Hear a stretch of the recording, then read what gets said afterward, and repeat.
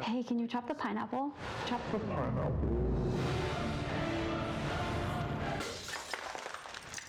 Nope, I'm high. How about I wash off the grapes? Yes. Okay. You're already making good decisions when you're high. I want tacos. Will you drive? I'm a little toasty.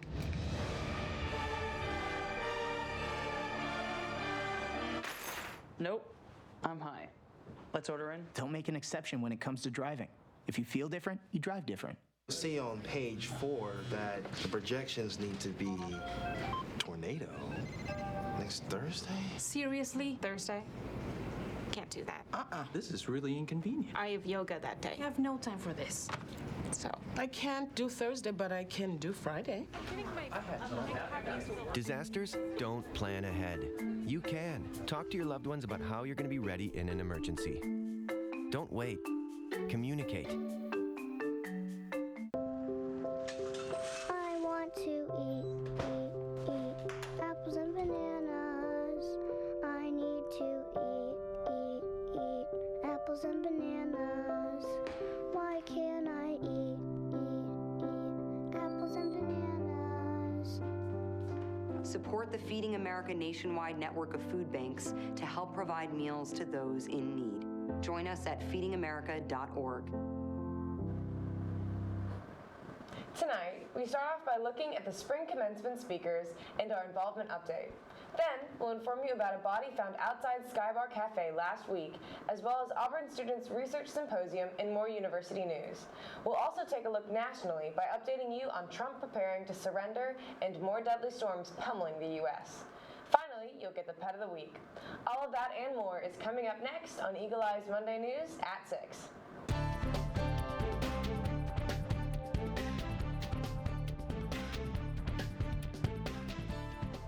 Good evening, and welcome to Eagle Eye News at 6. I'm Maddie Larkin. And I'm Abby Payne. Spring commencement ceremonies are just on the horizon, taking place on Friday and Saturday of May 5th and 6th in Neville Arena. Addressing the nearly 5,000 graduates will be 3-time Olympic gold medalist Rowdy Gaines and Southern Company Senior Vice President Paula Marino. Rowdy Gaines earned a speech communication degree from Auburn in 1981, then went on to compete in the 1984 Olympic Summer Games, winning the most races of any swimmer with 3 gold medals. He has spent his time working in sports broadcasting since then, and today is the Vice President of Partnerships and Development for the Pool and Hot Tub Alliance, with a program that gives swim lessons to disadvantaged youth across the country. Paula Marino graduated from Auburn in 1992 and 1995 as an electrical engineer and has worked with Southern Company for more than 30 years. She's an honoree of the Alabama Engineering Hall of Fame and is active on various engineering advisory boards across the state. Marina's address will take place Friday, May 5th at 5 p.m. to the College of Education and Samuel Ginn College of Engineering, and on May 6th at 8 a.m. to the Colleges of Agricultural Design and Construction and Liberal Arts. Gaines' address will take place on May 6th at 1 p.m. and 6 p.m. to the College of Business and the Colleges of Agriculture, Forestry, Wildlife, and Environment, Human Sciences, Nursing, and Sciences and Mathematics. Searching for some fun campus activities this week? But look no further. Involvement Ambassador Lydia Wieditz is here to give you the scoop on all the activities and events you can get involved with on campus. War Eagle guys, my name is Lydia Wieditz and I'm here with your involvement update. UPC has lots of fun events planned this week. On Thursday, April 6th, they are hosting a pop-up event at 8 p.m. in the Melton Student Center second floor lobby. They are also hosting a Super Smash Bros. Game night in the Melton Student Center game room at 5 p.m. on Friday, April 7th. UPC is also partnering with ISO to bring Auburn students a World Fair on Thursday, April 5th at 5 p.m. in the Student Activity Center. Swing by and bring your friends for a fun night. The Involvement Ambassadors are hosting a workshop on event submissions on Tuesday, April 4th at 2 p.m. in the Melton Student Center room 2310. Stop by and hear about how to use AU Involve for your upcoming events. ISO is hosting their social hour every Friday at 4 p.m. in the Melton Student Center third floor lobby. Be sure to check it out, meet some friends, and enjoy some delicious food. My last update for today is to be sure to check out organization days on Haley Concourse every Wednesday from 10 a.m. to 2 p.m. to stay up to date on ways you can get involved throughout the semester. And just a reminder, AU Involve has information about everything going on around campus, so I encourage y'all to check that out for more involvement opportunities. If you have any questions, feel free to reach out to an involvement ambassador at involve@auburn.edu. Thanks, guys, and more Eagle. When we return from this short break, we'll tell you all about a body found outside Skybar Cafe last week. Then you'll hear about Auburn Students Research Symposium and more university news. You're watching Eagle Eye News at 6.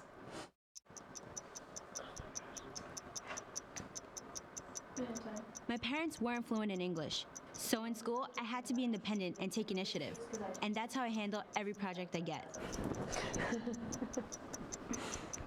Hey, Kevin, you thinking about retirement? I'd love to, but I'm pretty busy with all this. Yeah. Hey, let's meet our retirement coach, Avo.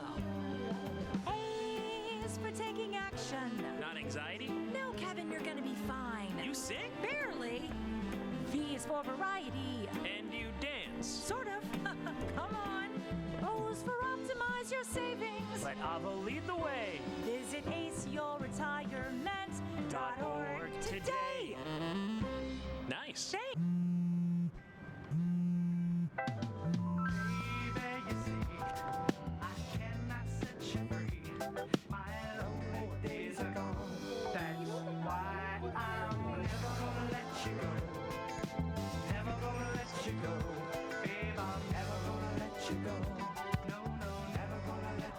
Here you go.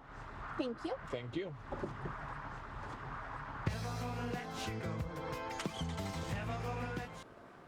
This last Friday, Auburn police marked off areas near Skybar Cafe and began investigating the circumstances surrounding the body found earlier that day.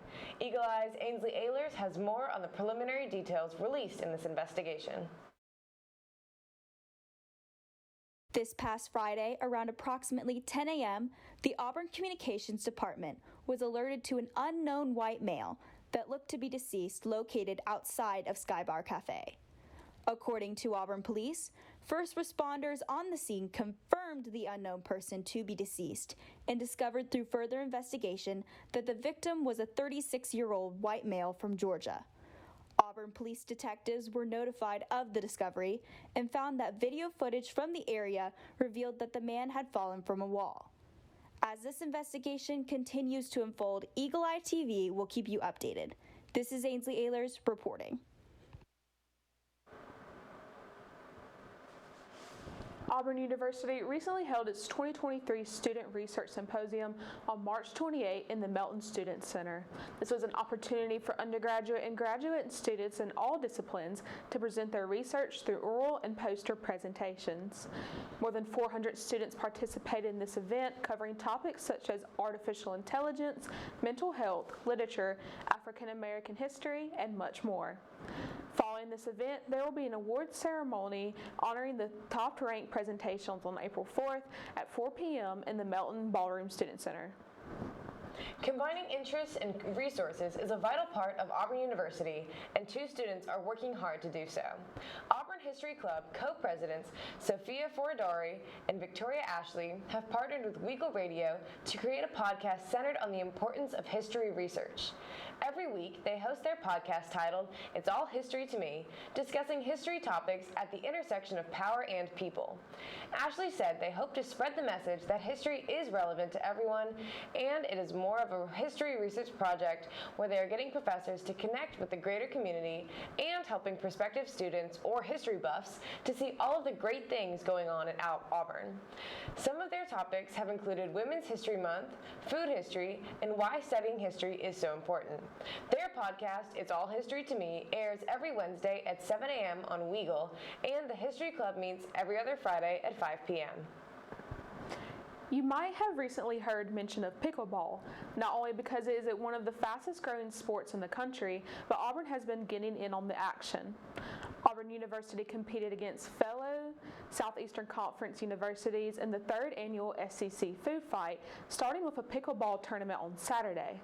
The Beat Bama Food Drive will be working to raise funds, food, and hygiene items and spread awareness about food insecurity. The pickleball tournament took place Saturday, April 1st, but it's not the only fundraising event taking place. There will also be a dunk tank on April 4th from 9 a.m. to 2 p.m. on the Haley Concourse. Then on April 13th from 10 a.m. to 2 p.m. on the campus green. Follow at Beat Bama Food Drive on Instagram for up-to-date information about events and ways to get involved. If you're looking for local entertainment, the Auburn University Department of Theater and Dance are currently performing Edges, their second musical of the 2022-2023 season, directed by Scott Phillips and James Mablin. Edges tackles the struggles of young people becoming adults with music exploring themes of love, luck, longing, and loss. The runtime for the show is 1 hour and 10 minutes. Opening night was March 30th in the Telfair Pete Theater Black Box. Tickets for shows all the way through Friday, April 7th are available on the Department of Theater and Dance's ticketing page, and don't forget, Auburn students get in for free. When we come back, we'll inform you about former President Trump preparing to surrender and more deadly storms pummeling the U.S. You're watching Eagle Eye TV, Auburn's news leader. See that? Whoa, we scored? Yeah, we scored. We're going to the playoffs. I can't believe I missed that. Every time I'm buzzed, I spend too much time on my phone. I should take your phone away. No. I'll call for a ride. Wait, why does my face look like that? When I was growing up, my mom was extremely tidy. We were trained to put things back where we got them from. One day, when I walked into my mom's house, I felt like I walked to someone else's house. There was stuff everywhere, and just growing up the way I grew up and to see this transition was very alarming. When Sean talked to me, it was a wake-up call, and that's when I went to the doctor. Put the keys down, Kevin. But I'm gonna drive home. There are several warning signs present that you shouldn't be driving. I've taken 25 selfies in the last 10 minutes. 26. Yep, I'm definitely gonna call a ride home.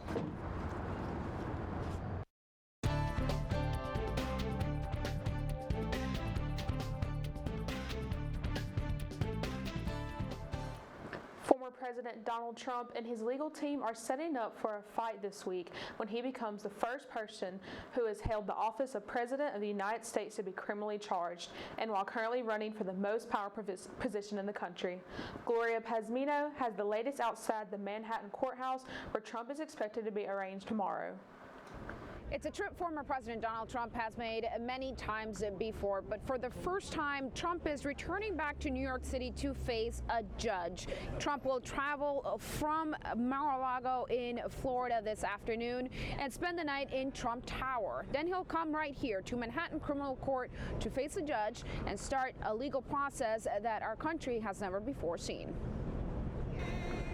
Former President Donald Trump is expected to turn himself into a Manhattan court Tuesday, where he will become the first former or current president to be charged with a crime. Trump is facing over 30 counts related to business fraud following an investigation into a hush money payment to adult film star Stormy Daniels days before the 2016 election. This was a personal expenditure, not a campaign expenditure. While the official charges are not yet known, Trump's legal team is setting up for a fight. The team will look at every potential issue that we will be able to challenge, and we will challenge it. Trump has been active on his social media, calling the Manhattan District Attorney Alvin Bragg politically motivated and claiming the judge overseeing his case, quote, hates him. Bragg's predecessor says these statements could strengthen the case against him. I would be mindful of not committing some other criminal offense like obstruction of governmental administration, which is interfering with or by threat or otherwise the operation of government. Trump is in the middle of his latest bid for the presidency, and his newest challenger, former governor of Arkansas Asa Hutchinson, says the multiple investigations into Trump are telling to voters. It should give Americans pause. And as political campaigning gets underway, Trump is expected to head back to Mar-a-Lago following that arraignment, where he plans to deliver a primetime speech. Reporting from Lower Manhattan, Gloria Pazmino, back to you. At least 32 people are dead as brutal storms move across the U.S. President Joe Biden is pledging help from the federal government, while forecasters are warning the severe weather isn't over yet. Amy Kiley has the latest.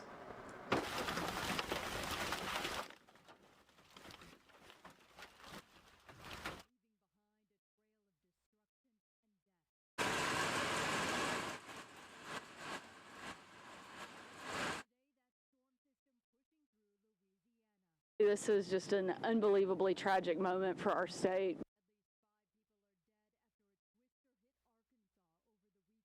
We have activated the National Guard in the hardest hit areas of the state.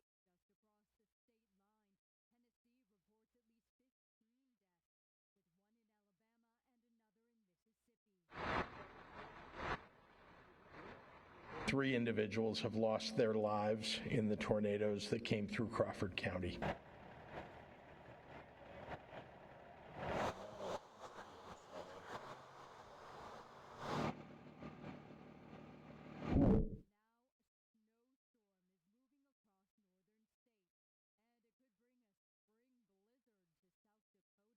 If anybody has learned a lesson, it is that when those alerts come in, we need to take them seriously.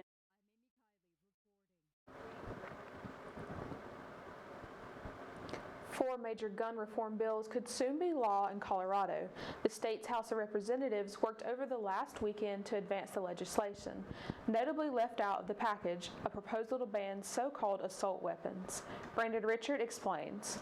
The largest package of gun reform bills in a decade may soon be headed to the governor's desk. This week, lawmakers could take final votes on amendments to the bills, which passed both chambers after tense debate. The bills remove legal protections from gun makers, expand the state's red flag law, require a 3-day waiting period, and raise the minimum age to buy a gun to 21. Republican lawmakers criticized Democrats for limiting debate and accused them of attacking the Second Amendment. It isn't defending guns, it's defending the ability to protect yourself, protect your family, and protect your country. When you pass legislation, it has farther reaching consequences than they see. House Democratic leaders celebrated the passage of the bills. With 40 days left in the session, it was a significant milestone to get through the bills that we did. But the package of bills they passed does not include a bill banning so-called assault weapons.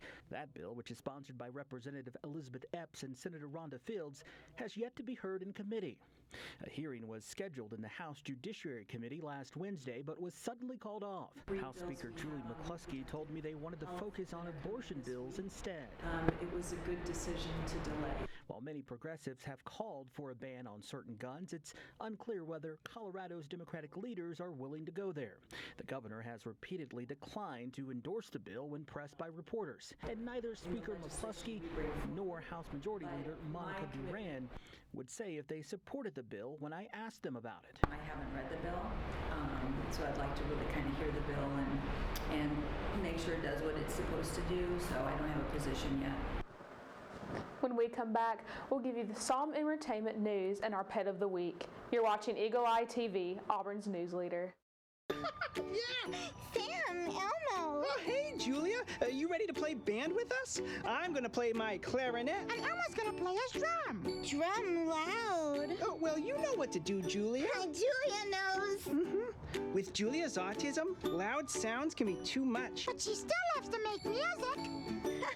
Play band. Early screening for autism can make a lifetime of difference. Find out more at screenforautism.org. Put the keys down, Kevin. But I'm gonna drive home. There are several warning signs present that you shouldn't be driving. My text to emoji ratio has gotten a little out of hand. A little? Yep, I'm definitely gonna call a ride home. Yo, Scott. Hey. I'm heading out, man. You want to ride? No, I got my car, but I actually really need to go to the bathroom. Oh, you know what? I was just in there. The line is like 10 people long. You know, I think I'll just...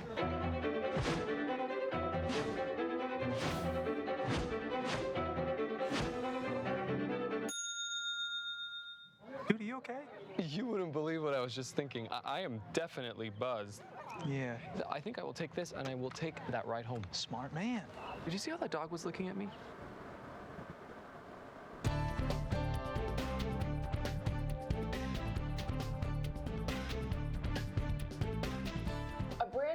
At creatures living thousands of feet below the surface of the ocean. And a little girl goes shopping on a big shopping spree while her mom isn't looking. Coming up in today's Take a Look at This.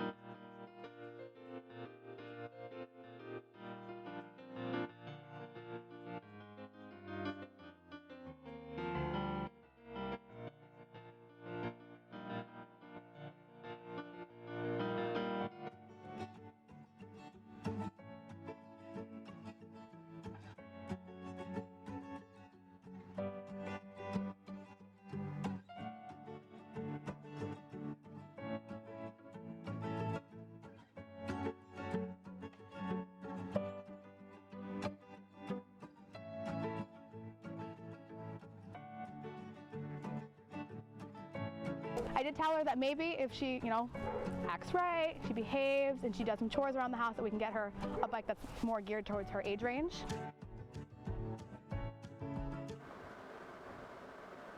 A new streaming service adapts a book about women evolving to have electric powers and creating a matriarchal society. Rick Demigala reports. Today we have a story that's going to change the world. This is in Nigeria, electricity coming out of their hands. All teenage girls. Mom, I know some can aim it. How does yours work? There was one girl I'd say it was a mutation, but it's hundreds and thousands. The story is about inclusivity and equality and finding some kind of healthy balance. Having lived in a patriarchal world our entire existence, this really poses the question, what would it really be like if we actually lived in balance and there was equality? What did you do? The world as we know it may never be the same. It talks about a lot of issues that are dear and close to my heart, which is, women empowerment, because I'm a feminist, and seeing, especially because I have a daughter, and to see young women feeling strong and powerful and taking over their lives. We got it because we needed it. There's a lot in this show that aligns with what's happening in our world. Therefore, I feel it's meaningful and important. I didn't even realize that I was living in constant fear. I want to see.